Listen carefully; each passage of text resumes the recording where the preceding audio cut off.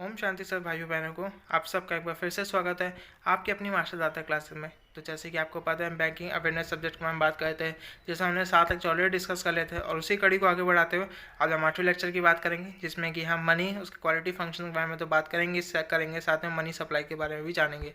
अब बात करते हैं मनी क्या होता है, व्हाट इज़ मनी। मनी एक ऐसी कमोडिटी होती है that can be pass from one person to another freely.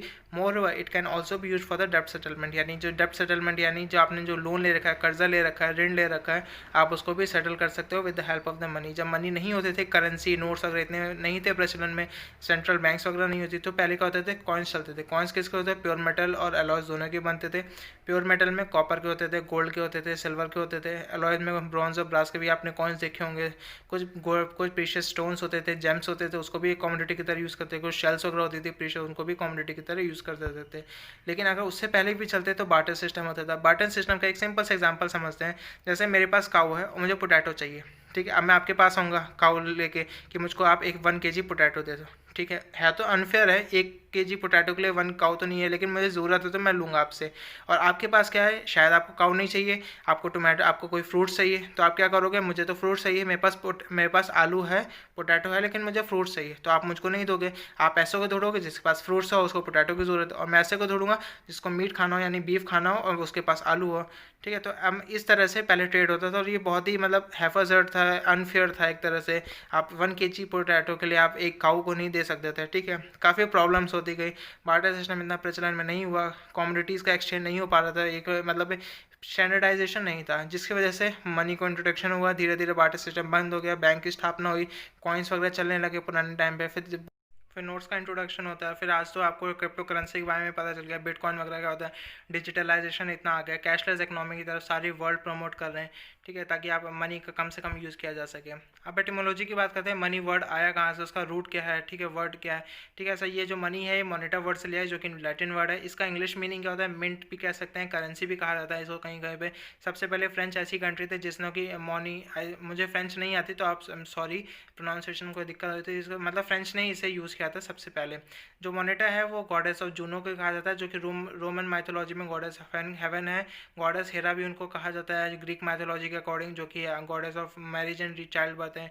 India में बात करते हैं तो इंडिया में आपको लक्ष्मी जी होती हैं, लक्ष्मी जी भी आप मनी से रिलेटेड होती हैं, साथ साथ गॉडेस ऑफ हेवन भी होती हैं, ठीक है। आपको क्वालिटी क्या होती है मनी के लिए, money must possesses certain quality होनी चाहिए ताकि एक्सेप्टेबल मोड हो डेब्ट सेटलमेंट, यानी जो दे रहा है और जो ले रहा है, ठीक है। यानी जो अगर आपको कर्जा चुकाना है तो डेब्ट सेटलमेंट के लिए आप इजीली एक्सेप्टेबल मोड होना चाहिए दोनों कंज्यूमर और जो डीलर है जो दे रहा है, ठीक है, दोनों के बीच में। तो कौन कौन से पैरामीटर्स हैं, कुछ 4 इंपॉर्टेंट पैरामीटर, जैसे पोर्टेबिलिटी हो गया, ड्यूरेबिलिटी हो गया, डिविजिबिलिटी हो गई, होमोजेनिटी।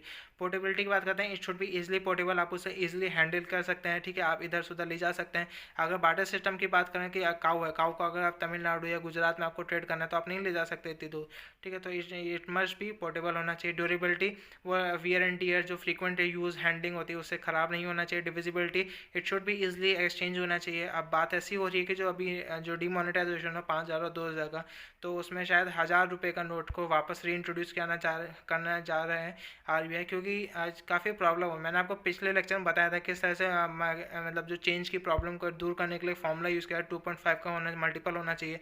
जैसे 10 से 20 2 का मल्टीपल हुआ, 20 से 50 2.5 का मल्टीपल हुआ, 50 से 100 2 का, 2 से 100 से 200, 200 से 500, ये सब 2.5 के मल्टीपल या 2 के मल्टीपल में होना चाहिए, तभी चेंज की 100 छोटों की प्रॉब्लम नहीं होती, ठीक है। 500 से 2,000 के लिए 4 का मल्टीपल है, जो काफ़ी प्रॉब्लम आती है।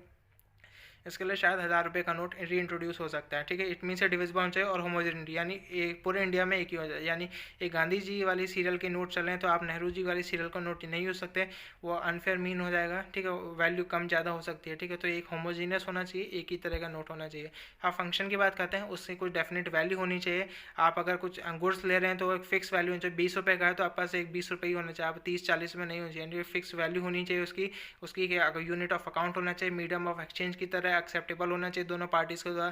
साथ standard of the deferred payment, यानी आप अगर लेट पेमेंट कर सकते हो तो आप उसी मीडियम को यूज़ करके ही वो अपना रीपे करोगे। प्रेजेंट है आजकल क्या है, कॉइन्स, बैंक नोट्स वगैरह और भी कई चीज़ें, जैसे कि आप स्मार्ट कार्ड वगैरह भी यूज़ कर सकते हैं। ऑनलाइन बैंकिंग हो गया, मोबाइल से नेट बैंकिंग, मोबाइल बैंकिंग, ये सब आपको पता ही होंगे, ठीक है, कौन कौन से फंक्शंस होते हैं मनी के। क्वाजी मनी क्या आज क्या है, वो क्वाजी मनी होती है, इसको नियर मनी या क्वाजी मनी भी कहा जाता है। एक अनदर फॉर्म ऑफ जो डेवलप कंट्रीज़ में यूज़ होती है अक्सर, जैसे बैंक डिपॉजिट हो गया, डिमांड ड्राफ्ट हो गया, चेक्स वगैरह हो गए, ये सब क्या क्वाजी मनी के एग्जाम्पल हो जाते हैं। हम मनी सप्लाई मेजर्स की बात करते हैं, रिजर्व बैंक ऑफ इंडिया उसके पास एक पूरा राइट है to control the money supply in the economy by various means हो सकते हैं। मनी सप्लाई की बात करते हैं, it is the total stock of all types of money, ठीक है, सारा मनी जितना भी held by the public, public के पास जितना भी है वो सारा का सारा जो स्टॉक ऑफ मनी है वो रिजर्व, वो मनी सप्लाई का ही पार्ट है। अब इंपॉर्टेंट क्या है, पब्लिक क्या है, क्या एक और NGO पब्लिक एंटिटी में आता है, जी हाँ। एक इंस्टीट्यूट या कोई गवर्नमेंट कॉलेज उसमें आता है, जी हाँ। कोई गवर्नमेंट इसमें आती है, नहीं। गवर्नमेंट और बैंक कभी भी पब्लिक का एंटिटी का पार्ट नहीं होती है। इंस्टीट्यूशन हो सकते हैं, ऑर्गेनाइजेशन हो सकते हैं, फर्म्स हो सकते हैं, बिजनेस हो सकते हैं, NGOs हो सकते हैं, और आम आदमी तो यहीं क्या है, ठीक है। ये सारा का सारा पब्लिक का पार्ट है, लेकिन बैंक और गवर्नमेंट नहीं आती है। एग्जाम में पूछा जा चुका है, बिकॉज गवर्नमेंट बैंक को मनी क्रिएट करती है और जो बैंक होता है उस मनी को क्रेडिट करता है लोगों तक, ठीक है, इसलिए इसका पार्ट नहीं है।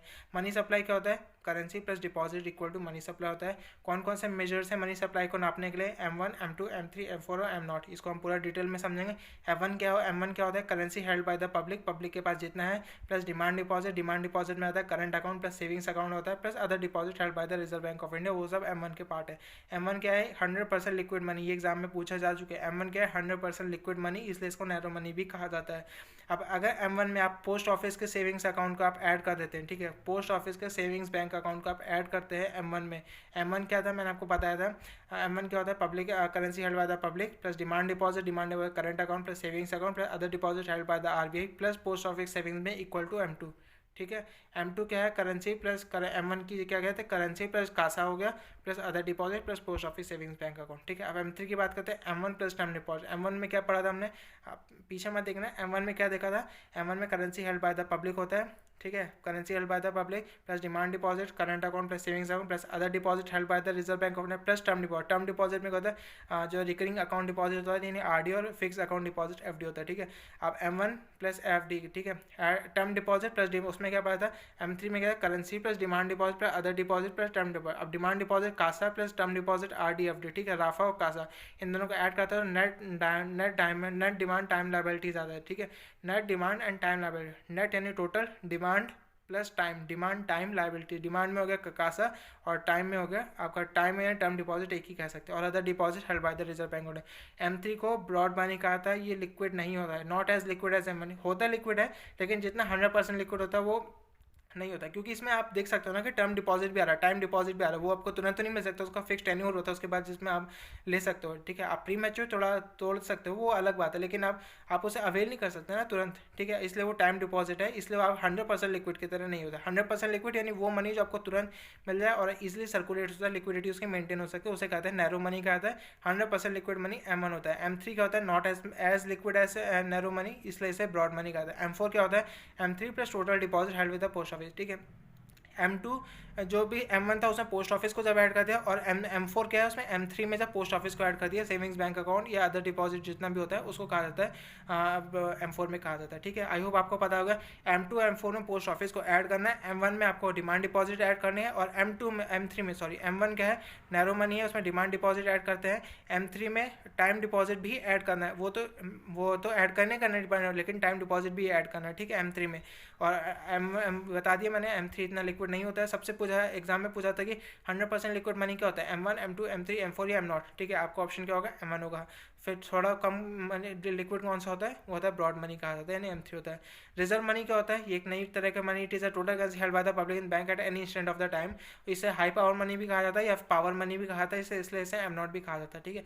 M0 क्या करेंसी, जितना भी करेंसी है plus bank deposit in RBI, बैंकों का डिपॉजिट कितना, रिजर्व बैंक ऑफ इंडिया, ठीक है। बैंकों का deposit reserve bank of India में कितना, साथ साथ अदर डिपॉजिट में आता है, ठीक है। अदर डिपॉजिट तो यही, ठीक है, जितना भी शेयर वगैरह के होता है वो सब अदर डिपॉजिट में आ जाता है। Currency plus bank deposit, currency plus bank deposit and RBI, इसको कहा जाता है M0 या हाई पावर मनी। अब करेंसी चेस्ट और मिंट प्रेस की बात करते हैं। रिजर्व बैंक ऑफ इंडिया के पास ये सोल राइट होता है, सोल रिस्पॉन्सिबिलिटी होती है ताकि वो करेंसी को मॉनिटर कर सके, इंडिया में मैनेज कर सके।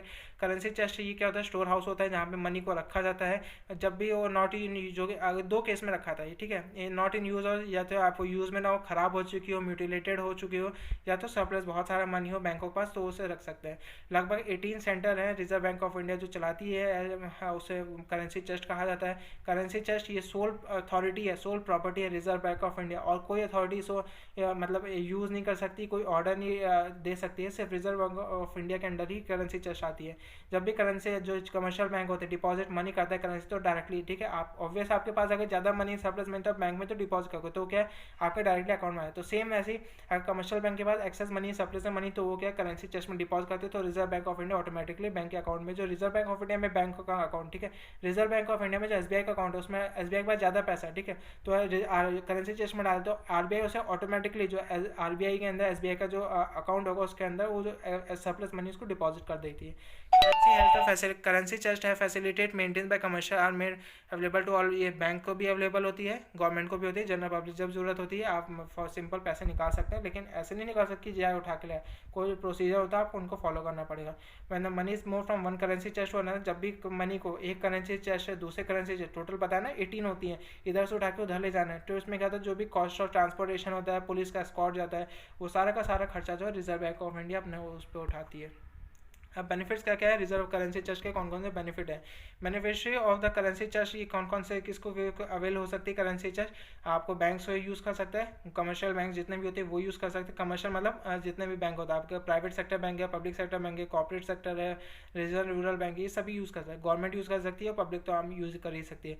करेंसी चेस्ट जो हेल्प करते हैं withdraw surplus cash from the bank, ठीक है, जितना भी बैंक में सरप्लस कैश है वो वहाँ डिपॉजिट कर सकते हैं, branch date on pass on the deposit bank. Unissuable note जो कि खराब हो चुके हैं मार्केट में, म्यूटिलेटेड हो चुके हैं, ठीक है, ख़राब हो चुके हैं, फट चुके हैं, उनको भी यहाँ पे रखा जाता है। साथ साथ अगर शॉर्टफॉल हो रही है, ठीक, कैश रिसिप्ट में या payment on any day can be quickly withdrawn from the currency, ठीक है, अगर कोई बैंक जो है अपने वो मतलब जो CRR है उसे नहीं मेंटेन कर पाता तो करेंसी चेस्ट से वो लोन ले सकता है, यानी पैसा निकाल सकता है और अपना CRR मेंटेन कर सकता है। आई होप आपको लेक्चर पसंद है। अगले लेक्चर में हम बात करेंगे नोट्स के डायमेंशन क्या होती है, कैसे नोट्स छपते हैं, कहाँ का नोट्स छपता है, कितने डेनोमिनेशन होते हैं, तो लगभग 2 लेक्चर और रह चुके जिसमें अगले लेक्चर में हम नोट्स के बारे में बात करेंगे, ठीक है, म्यूटिलेटेड नोट्स का, सॉइल नोट्स, जितने तरह के नोट्स होते हैं उनके डायमेंशन का जो एग्जाम पर्सपेक्टिव से इंपॉर्टेंट है। साथ साथ हम ये भी डिस्कस करेंगे अगले लेक्चर में, ठीक है। इसके बाद जो ये तो हमने 8वां पढ़ा, 10वां लेक्चर जो आएगा उसे हम मनी मल्टीप्लायर वगैरह के बारे में डिस्कस करेंगे, तो लगभग 2 लेक्चर लगेंगे इस टॉपिक खत्म करने में।